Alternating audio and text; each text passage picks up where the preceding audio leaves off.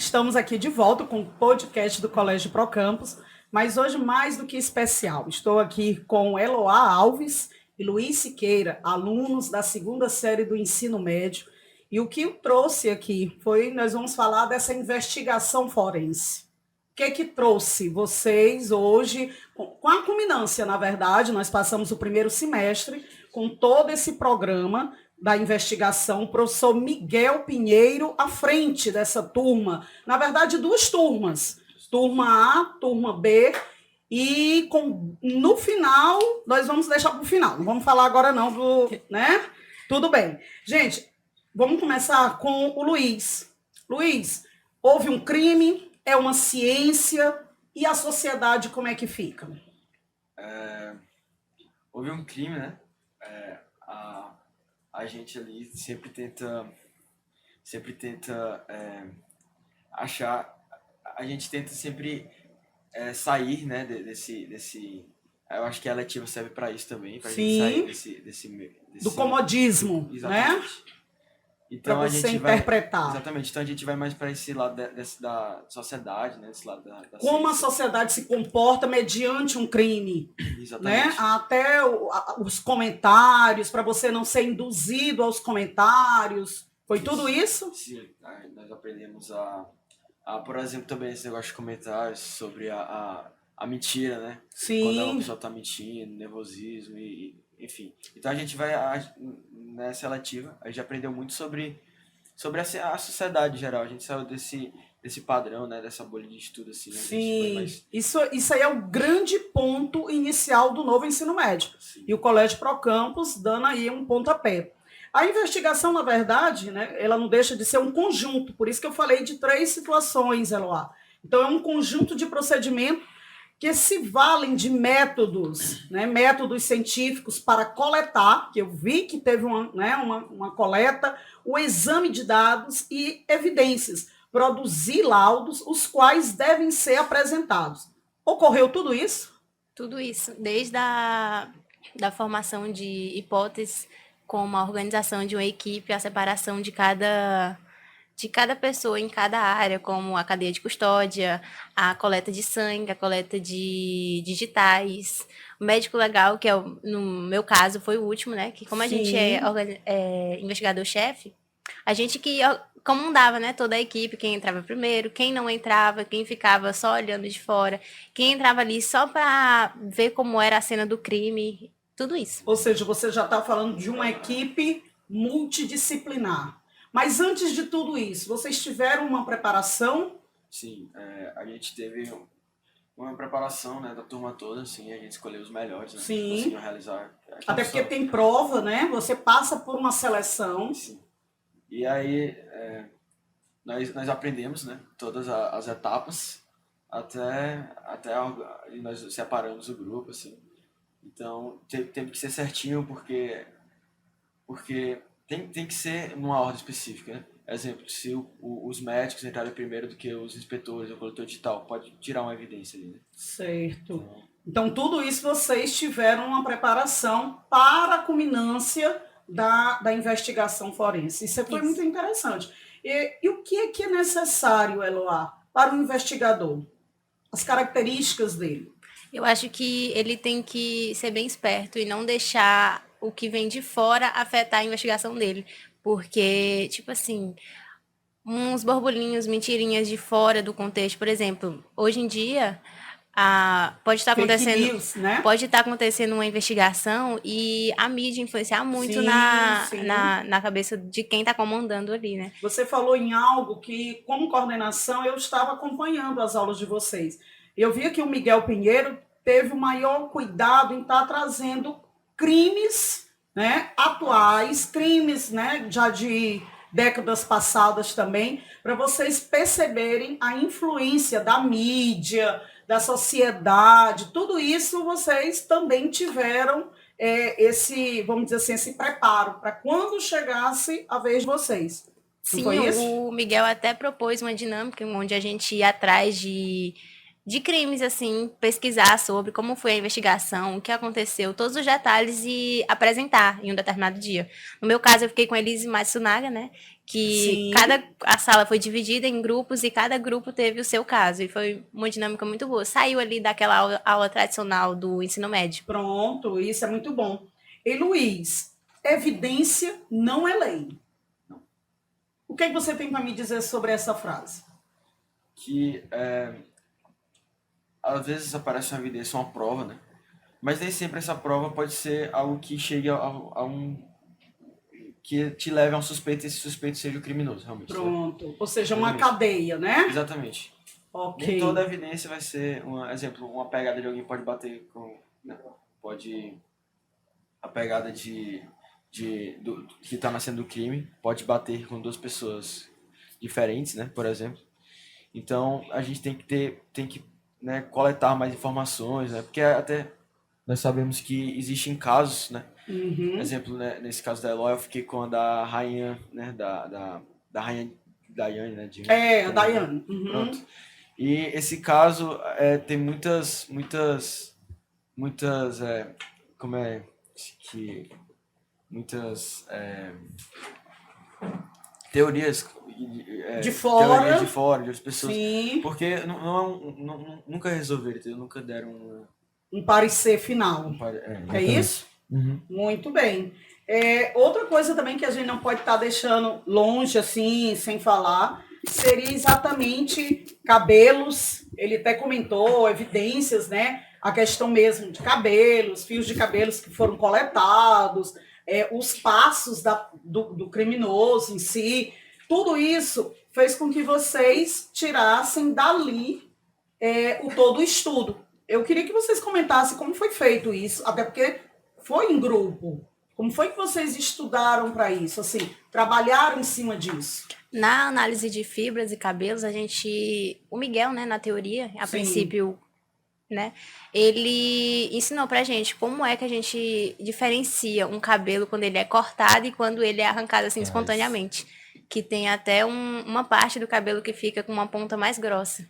E isso foi efetivamente decisivo para a investigação, porque na turma A, na cena do crime, tinha muitas fibras, muitas mesmo. E aí a gente ficava em dúvida se era do criminoso, se era da própria vítima. Sim, sim. Isso aí é interessante, né? Porque você tinha que fazer essa diferença. Isso, exatamente. Analisar, botar ali perto na luz, porque cada fibra, quando é colocada na luminosidade, ela reflete de uma forma diferente. Por exemplo, usado isso aqui, né? Isso. Por exemplo, na minha análise de fibras, quando meu cabelo ele é colocado na luz, ele fica dourado, tipo, muito forte mesmo. Aí dá pra diferenciar que é o meu cabelo. Pronto. Ok, isso aí foi muito interessante. Eu estava acompanhando exatamente essa diferença que vocês precisavam ter, certo? A questão de cabelos, de fibras, de impressões e tudo mais. E você tocou num ponto a questão do uso, assim, de tudo isso que vocês tiveram para a vida. É nesse ponto que a gente está começando a finalizar essa eletiva. Aonde é que você vai usar? O que o novo ensino médio está colocando essas eletivas, as trilhas, para te tirar daquela sala de aula, para te levar para uma situação que tu tem que raciocinar em cima daquela situação? Aí eu queria o depoimento de vocês. Eu acho que mais do que a gente aprender, né? A gente está aprendendo mais sobre a experiência, né? Sim. A gente conhecendo outras áreas, né? Assim, áreas que, assim... Eu sabia que existia, né? Mas eu não sabia como é que era o processo, enfim. Então, além da gente aprender, né? Mais essas áreas, a gente também tem aquele... A gente sai daquele padrão, né? De aula. A gente vai para um padrão mais dinâmico, assim. Que a gente aborda mais... exemplo das trilhas, né? Nas trilhas... Nós temos muito texto, assim, a gente lê muito, ou seja, a parte teórica. Muita parte teórica. Na eletiva você foi para a prática. E sem contar que na eletiva, o Miguel primeiro apresentava, né, a teoria, e depois o que era legal era ir para a prática. Legal, você gosta mesmo da prática. Sim. Mas precisa, né? Você precisou ter uma parte teórica para você entender, como vocês colocaram, quem estava entrando primeiro, tinha que isolar a área, né, E sem que contar cometeu. que na investigação forense, a pessoa entra pensando que é só uma área, né? Sendo que na Sim. investigação é um mix de cursos, por exemplo, tem ali o direito, tem a psicologia, tem diversos O cursos. físico, né? Justamente. Exatamente. Eu gostei dessa parte aí que você chamou a atenção. Muito bem. Então, agora nós vamos falar exatamente da entrega do formulário. Vamos dizer assim, vocês precisaram agora, o Miguel finalizou e ele colocou a exigência de uma formulário, ou seja, você precisa estar entregando e aí eu preciso desse laudo separado. Eu quero saber primeiro do segundo A. Eloá, como ficou o laudo do segundo A? A gente primeiro apurou, né, mostrou inicialmente como foi que o dia, quando ocorreu, por que que ocorreu, quem foi a vítima. E depois a gente foi mostrando como que a investigação procedeu, como que a gente chegou ali no assassino, né? E mostrou toda a ordem de como ficou a equipe separada, quem ficou com cada parte. Isso foi muito importante, tanto para a organização da equipe, como para a pessoa que vai ler o inquérito, né, que foi concluído. Exatamente, olha que legal. E Luiz Siqueira, como ficou o segundo ano? O nosso relatório, né? O relatório tem um certo padrão, né? Como é lá. Então, Certo. nosso relatório foi exatamente Interessante, como tem um dela. padrão, né? Foi para comprovar, né? Para justificar porque a gente acusou aquela pessoa e há provas que são aquela pessoa. Então lá no relatório tem o passo a passo que nós fizemos, né? Tem uma pessoa fora do crime ficou anotando e passou tudo pro relatório, foi anotando exemplo, a pessoa a primeira pessoa a chegar no local, né? Ela anotou tudo certinho, o corpo médico, né, que foi lá para investigar Para examinar a vítima. Então o nosso relatório é um passo a passo, né? Para chegar no acusado. Ok. E vocês entendem que essa conclusão de vocês é o ponto-chave, mesmo sendo um ótimo advogado, não ganhar, né? A causa. Tudo começa aí. Então, uma boa perícia, uma perícia sendo muito bem feita, ela fecha esse crime, ou seja, ela não deixa brecha. Por isso eu comecei a conversa com vocês, o podcast, falando de evidência e lei. Então, são algos ali que você tem a lei e você tem as evidências. Então, uma boa perícia não deixa brechas para o advogado de defesa, por exemplo, conseguir.